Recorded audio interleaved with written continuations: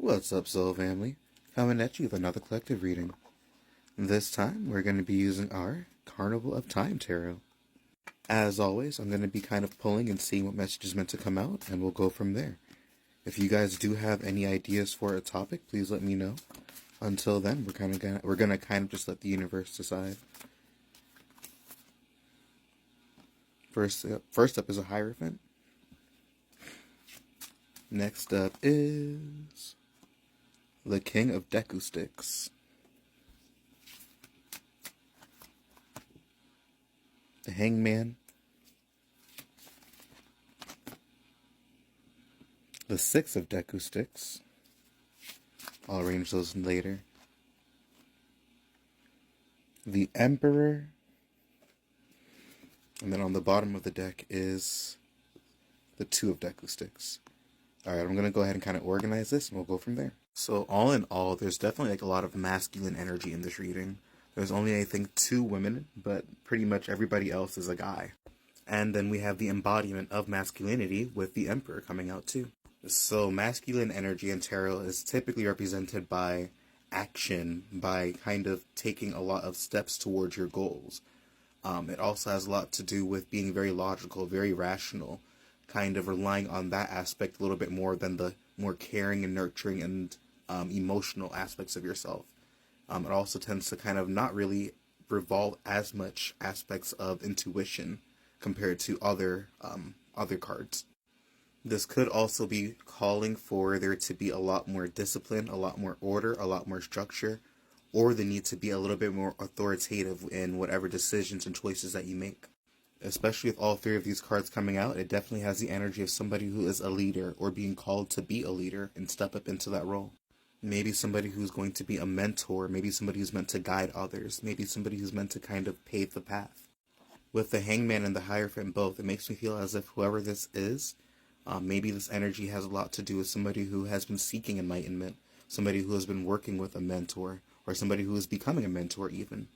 Maybe it's showing that through your knowledge or through your spiritual awakening or through whatever information that you've been kind of, honing in on, you've been able to gain new perspectives and kind of see things from a different way. Maybe as a result of you leaning in on your leadership qualities and leaning in on your authenticity, you've been able to kind of make more accomplishments. You've been able to make progress in the material realm that even others are able to notice outside of you. Or maybe, again, it's calling to then embody these traits, to start following your passion, to start embodying those leadership qualities, to then maybe then get that reward and then that public recognition that you might be seeking. Maybe with both of these, the path that you're taking is a little bit more ordered and structured. Maybe it's the concept of if it's not broke, don't fix it. And there is a tried and true method to get what you want done. Many times in tarot, there is the call to kind of lean in on our intuition and to kind of trust that we're being guided through the unknown. But sometimes there is a need to simply follow the structures that are set in place because those structures are very much so effective. For example, if there is a very successful business model or something like that, then if there's a tried and true method that has worked for countless people, then maybe simply going down that path is a easier way than trying to reinvent the wheel.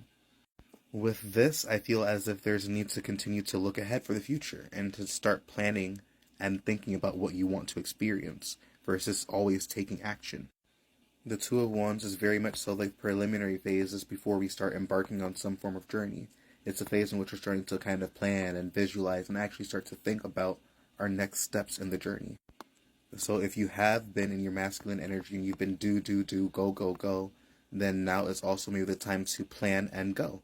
It could be a situation of trying to do both. Maybe instead of you focusing simply on the now or the near future, it's time to start expanding your plans into the farther future. And again, with the King of Wands and the Emperor, I feel like there's definitely the need to be very bold and be very strong in your convictions as you approach this. When you think about a king or when you think about an emperor, what they say goes. There isn't much room for debate. There isn't much room for questioning what they say. So in certain eras of our life, we kind of have to traverse it with a certain level of dominance. Now, not the kind of dominance where you're kind of, being obnoxious and trying to be like, some alpha male or whatever bullcrap that is, but the dominance in which you kind of step into your authenticity and own the space that you're in a respective way. There's absolutely nothing wrong with being confident and with being bold, as long as you are aware and you're not becoming obnoxious with that, of course. But there's absolutely nothing wrong with being confident and being bold. And that, guys, was your reading. Please let me know if it resonated in the comments. Also, if you wanted to book a private reading with me, you can also do so at the link in the bio or by DMing me on here. Again, don't forget to check out my Etsy store, where I have my ebooks on manifestation and aerokinesis, as well as phone cases, mugs, desk mats, and lots of other cute things. All in all, everyone, peace and blessings, and I hope you guys have a great night.